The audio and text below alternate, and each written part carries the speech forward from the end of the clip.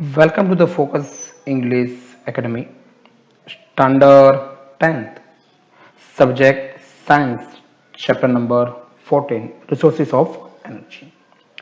In the last lecture, we have discussed about conventional source of the energy, and in this lecture, we have discussed about the improvement in the technology for using the conventional source of the energy. जो conventional resources है उसकी जो efficiency उसे हमें क्या करनी है, improvement करनी है. उसके लिए हमें कौन सी टेक्निक्स यूज करनी है वो इस लेक्चर में हम बात करने वाले हैं. तो फर्स्ट ऑफ ऑल बात करते हैं हम बायोमास की. The dead parts of the plant and the waste material of the animals they are called biomass. The dead parts of the plant यानी कि मरे हुए जो प्लांट्स होते हैं उसके parts and waste materials of the animals, तो उसे हम क्या बोल सकते हैं, बायोमास बोल सकते हैं. So there are four types के. Number 1 wood, number 2 charcoal, number 3 cow dung and number 4 biogas. तो ये चारों जो बायोमास है उसकी एफिशिएंसी में क्या करनी है, इंप्रूव करनी है. और चार पॉइंट्स के बारे में डीप में यहां पे डिस्कस करनी है. तो first wood. Wood is a biomass and use a fuel as a long time. Okay, बहुत टाइम पहले से हम वुड को एज अ फ्यूल इस्तेमाल करते आए हुए हैं, बट उसका भी कुछ ना कुछ डिसएडवांटेज है. बिकॉज ऑफ दैट उसकी जो एफिशिएंसी हमें क्या करनी पड़ेगी, इंप्रूव करनी पड़ेगी. ओके, तो कौन से डिसएडवांटेज है, तो दो डिसएडवांटेज है. फर्स्ट वन इसे यहां पे हम देख पा रहे हैं, तो produce a lot of smoke on the burning. यानी कि उसे जब जलाया जाता है तो उसमें से बहुत सारा क्या निकलता है, स्मोक निकलता है. क्या निकलता है, smoke. Number 2 do not produce much heat. और बहुत सारा स्मोक निकलता है लेकिन एज कंपेयर टू स्मोक उसमें से बहुत सारी हीट मिलती नहीं है. तो उस समय क्या करना पड़ेगा, उसकी जो एफिशिएंसी उसे इंप्रूव करनी पड़ेगी. तो किस तरह से, thus by the improvement in the technology we can improve the efficiency of the traditional source of the energy. For example wood can be converted into the much better fuel is called charcoal. हम क्या करेंगे, would जो है would को हम charcoal के अंदर transport कर देंगे, जैसे उसकी एफिशिएंसी क्या हो जाएगी, बढ़ जाएगी. क्या हो जाएगी, बढ़ जाएगी. तो वुड के अंदर यहाँ 4 पॉइंट की बात की हमने. First, biomass and use as a fuel a long time. Number 2, produce a lot of small and of the burning and do not produce the much heat. Smoke भी बहुत ज्यादा होता है और हीट भी बहुत मिलती नहीं है. तो उसकी एफिशिएंसी में इंप्रूवमेंट करने के लिए उसको हम क्या करेंगे, उसके अंदर से यानी कि वुड्स में क्या करना है, चारकोल को प्रोड्यूस करना है. तो let's discuss about the charcoal. Charcoal किस तरह से मिलता है. तो first, when the wood is burned in the limited supply of air यानी कि हमें यहाँ पे ऑक्सीजन एक्सप्लेन करेंगे. air, then the water and other volatile materials gets removed and charcoal is formed. क्या बताया हमें, तो वुड को burn in limited supply of the air की लिमिटेड सप्लाई के अंदर हम वुड को बर्न करेंगे तो उसके अंदर से water and the other volatile air, water and the other volatile material जो वहां से रिमूव हो जाएगा और बाकी जो रिमेनिंग पार्ट बचेगा उससे हम क्या बोल सकते हैं, चारकोल बोल सकते हैं. क्या बोल सकते हैं, चारकोल. अब चारकोल जो है it's a better fuel than the woods because उसके भी यहाँ पे 3 रीजन दिए हुए कि चारकोल वुड से कैसे बेटर फ्यूल्स है. तो first, it has a higher caloric value than the wood. उसकी जो कैलोरिक वैल्यू है वो वुड से कैसी है, ज्यादा. Number 2, does not produce a smoke while the burning.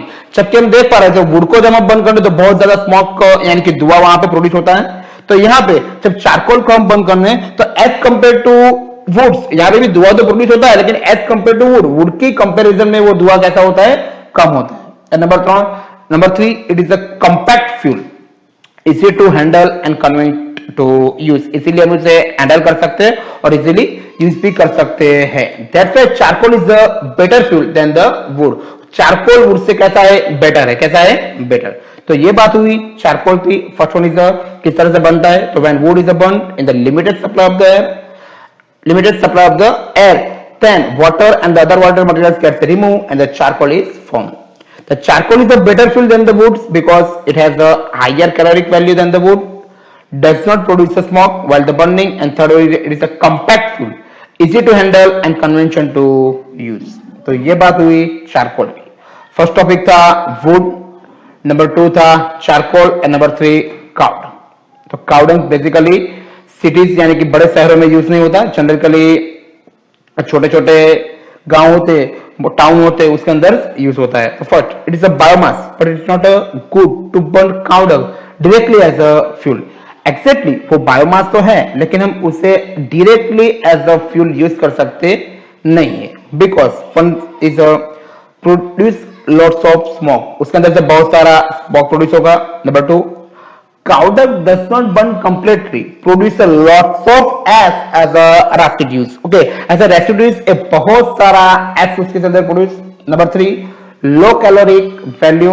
Number four, by making the biogas from the cow dung we get a smokeless fuel and the next point is the biogas, okay। तो first of all cow dung को हम repeat कर लेते हैं।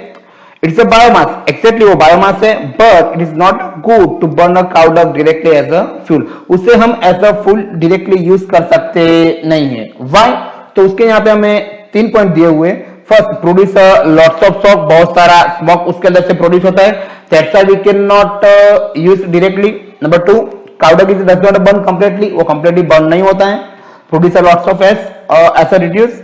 And number three, low caloric value, उसकी caloric value कैसी है? लो, that's why ये 3 पॉइंट की वजह से हम उसे directly as a fuel use कर सकते नहीं है। अब उसे हमें क्या करना है? टेक्नोलॉजी थ्रू आउट उसकी जो कैलोरिक वैल्यू हमें बढ़ानी है, ओके, उसकी एफिशिएंसी बढ़ानी है। तो उसके लिए हम क्या करेंगे? By the making the biogas, उससे हमें काउ डंग में हमें क्या बनाना है? बायोगैस बनाना है। क्या बनाना है? Biogas. From cow dung we get smokeless, और जो बायोगैस है वो कैसा है? एक स्मोकलेस फ्यूल है। कैसा है? Smokeless fuel. Now biogas, it is a produce in the biogas plant, you can see in this figure, ये जो फिगर यहाँ पे दिया हुआ है वो किसका है? बायोगैस प्लांट है। क्या है? Biogas plant. The anaerobic microorganisms decompose the complex compounds of the cow dung and the water slurry, यहाँ पे जो हमें दिया हुआ है slurry and the water ducts etcetera जो इन सॉइल, वो सारा यहाँ के इनसाइड जो गैस टैंक है उसके अंदर एनाएरोबिक माइक्रोऑर्गेनिज्म होते हैं, वो क्या करते हैं?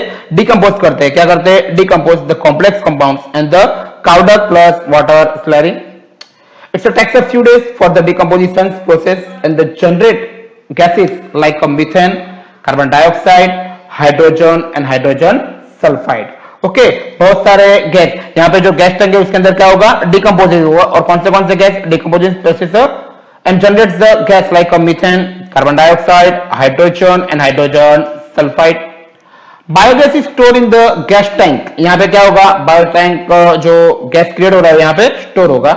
अबाउट द डाइजेस्टर, वो कहां पे? तो डाइजेस्टर से ऊपर की ओर, from which they are brown throughout the pipe for the use. जो डाइजेस्टर यहाँ पे हमें दिखाया हुआ है वो डाइजेस्टर के ऊपर यहाँ से गैस आउटलेट यानी कि बाहर की ओर निकलेगा। ओके, तो ये बात हुई बायोगैस की। It is produce biogas plant, वो कहां पे प्रोड्यूस होता है? तो बायोगैस प्लांट के अंदर प्रोड्यूस होता है, जो हमें यहाँ पे फिगर में दिखाया हुआ है। नंबर टू, एनाएरोबिक माइक्रोऑर्गेनिज्म्स डिकम्पोज, उसके अंदर क्या होता है? जो टैंक के अंदर एनाएरोबिक माइक्रोऑर्गेनिज्म होते हैं वो कॉम्प्लेक्स कंपाउंड को यानी कि and of the cow dung, जो अंदर काउ डंग के अंदर जो कॉम्प्लेक्स कंपाउंड होते हैं और वाटर से भी उसको डिकम्पोज करते हैं। थोड़े दिन के बाद उसके अंदर से हमें क्या मिलता है? बायोगैस मिलता है। Decomposition process and the generates the gases like methane, carbon dioxide, hydrogen and hydrogen sulphide.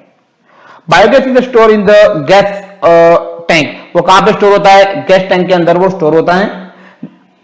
And about the digester from which they are drawn throughout the pipe, यहां से पाइप थ्रू आउट वो use करने में। अब देखते हैं उसके advantages and disadvantages, यानी कि बायोगैस के भी कौन से एडवांटेज है और कौन से डिसएडवांटेज है। तो first, it has the excellent as it contains up the to 75% of the methane, it burns without the smoke। जबकि हमने देखा था कि काउ डंग को हम जब बर्न करते हैं तो उसके अंदर बहुत सारा स्मोक निकलता है, तो यहाँ पे स्मोक निकलता नहीं है। Number three, leaves no residues like a ash in the wood and coal, charcoal और कोल या तो वुड, उसको हम जब बर्न करते हैं तो वहां पे रेसिड्यूज करके ऐसा एश रहता है, लेकिन यहाँ पे एज एश कुछ भी बचता नहीं है।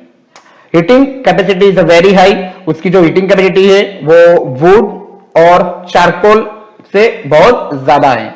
Number fifth, it is also use for the lighting, lighting के लिए भी हम यूज कर सकते हैं।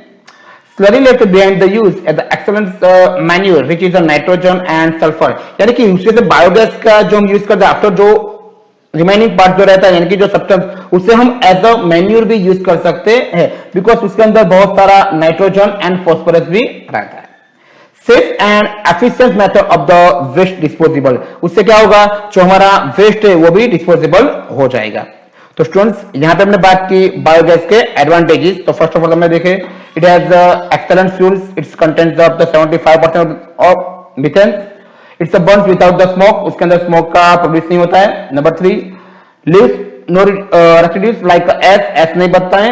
Heating capacity is very high, it is also used for the lighting.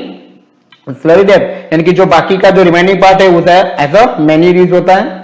Safe and efficient method of the waste disposable, waste disposable को हम